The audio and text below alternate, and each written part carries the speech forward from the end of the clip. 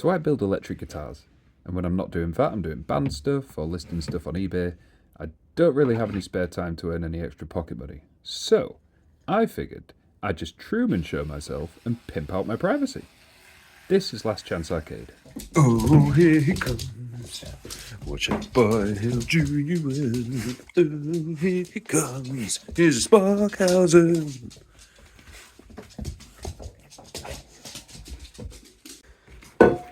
Oh, hey, you guys. It's Friday. Welcome back. You know what that means. It's TV and Film Friday. I got it right this time. And I've just watched Obsession.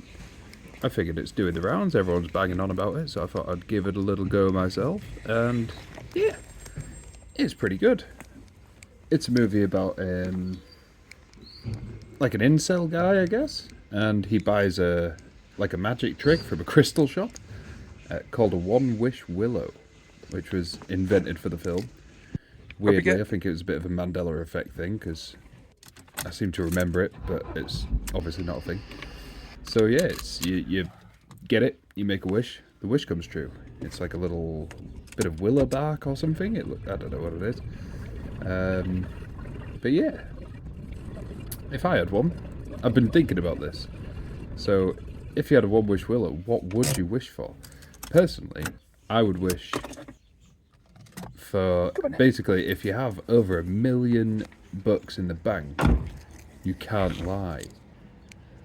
I think that could lead to some pretty interesting circumstances. But, yeah, tell me what you think. So, the movie was directed by a guy called Curry Barker, which is weirdly what I would have called my dog if I ran a Balti house. He was a YouTuber, I think. Or a TikTok guy. He looks like if someone was to draw Macaulay Culkin, but they'd only ever seen pictures of Stephen Merchant. It's a little strange. But just because he looks like the keyboard player that Jen falls in love with from the IT crowd, doesn't mean he can't make a good film, which is exactly what he's done. And after looking at his IMDb, I can safely say that he's earned a few extra points from me for making a movie called Milk and Cereal. Milk and Cereal! I'm sure it's great, but it does sound like a 70s cop show about a pasty detective and an axe-wielding sidekick. But, yeah, Obsession, I enjoyed it. A couple of good jump scares, and the psychological stuff was pretty good. However, I do think that Korean horror has ruined me. Once you go down that rabbit hole, there is literally no coming back. There are some. Maybe I should do some Korean films. They are fucking mint. But yeah, I'll pretty much just go through a beat by beat now. You're free now. So, spoiler warning: if you haven't seen the movie, just go watch another video. If you have, you're probably not going to get anything extra from me. But I will continue my rantings. So, the Bear, starring Jeremy Allen White, works at a music shop.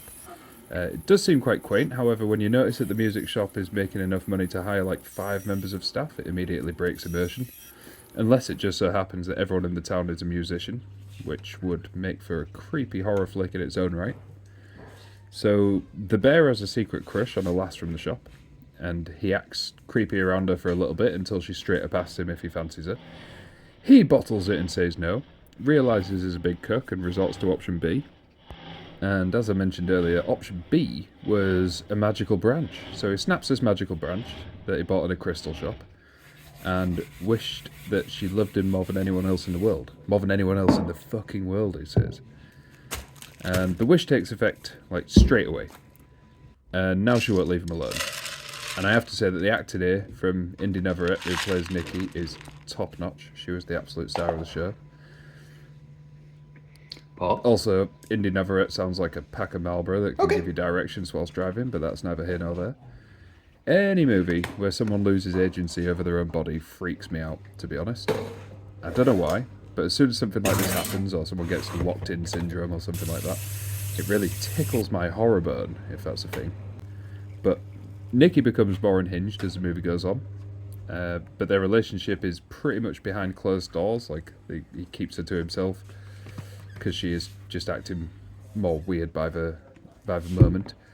and their friends start to become a bit concerned. So they invite the bear and Nikki over for drinks and such.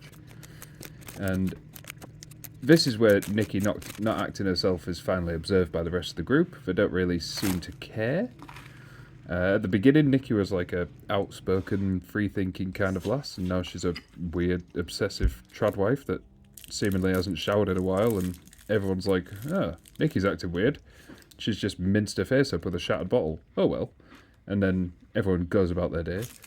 And yeah, she ends up killing everyone that tries to get close to the bear, until the bear himself decides to end the curse / wish by suckling down an oxy cocktail.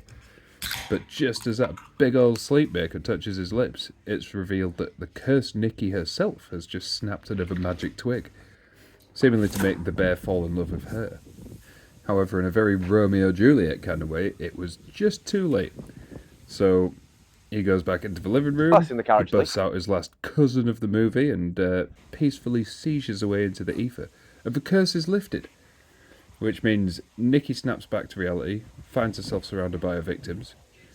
And, yeah, it must be, like, throughout the film, it's kind of implied that the real Nikki's in there. So the wish / curse has kind of taken control of her body, and it's almost like she's, like, 95% curse Nikki, and the 5% real Nikki's still in there. There's like a bit in the film where he rings the hotline on the back of the One Wish Willow box, and the guy's like, oh, do you want to cancel the wish? And he's like, yeah, man, I want to cancel the wish, this is awful. And the guy's like, oh, we don't really cancel wishes around these parts. And the guy on the other end of the phone was actually Curry Barker himself, big cuzzer. But yeah, there's like a few bits where she kind of snaps back like the real Nikki, and it makes for a mint jump scare, to be honest with you. Like, there's a bit where he's R-wording her, technically, because, you know, she's not herself and he's just doing what he wants with her. And she snaps back to reality in the middle of it. And, oh God, sends shivers up your spine. It's so creepy, man. And, yeah, a little bit later on, same thing. And then at the end, where there's another bit as well that I should probably mention, where there's this lass who's getting quite close to the bear. She's not even getting quite close with him, she's just having a chat with him, and what's she called? Sticky Nikki. She shows up and just starts mincing her face up with a brick. Puts the brick on the car steering wheel and just repeatedly smashes the other lass's head into it until she's butter pulp. She looks like an expensive smoothie by the end of it. But yeah, when she snaps back to reality at the end and she's just surrounded by like the people she's killed, you can kind of tell that she knew what was going on the whole time but couldn't do anything about it. Like, she's a great actor, really good actor. Really harrowing.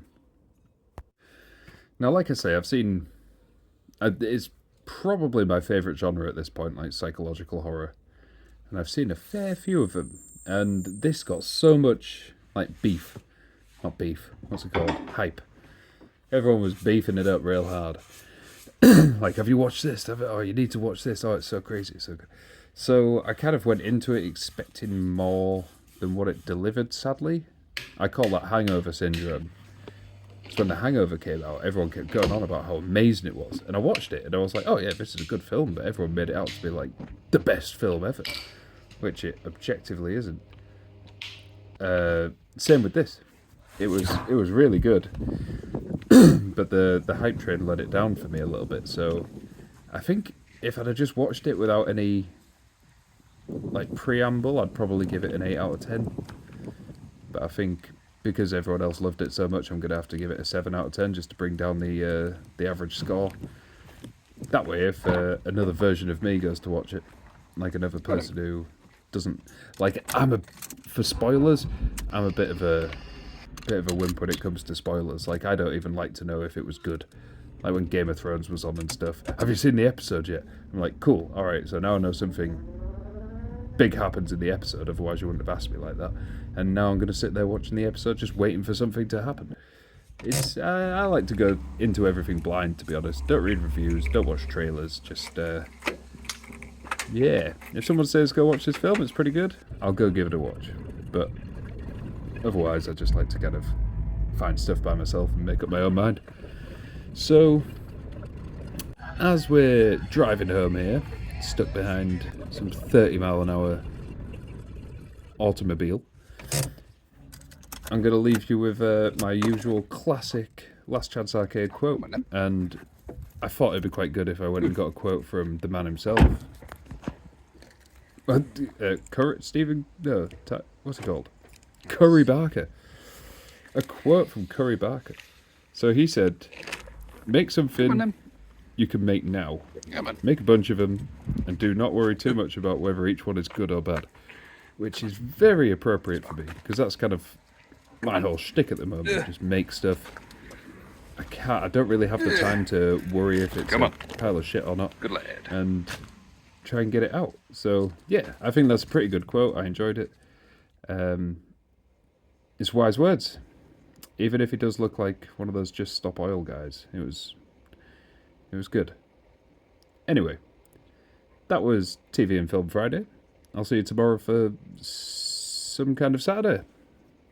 See ya. Goodbye.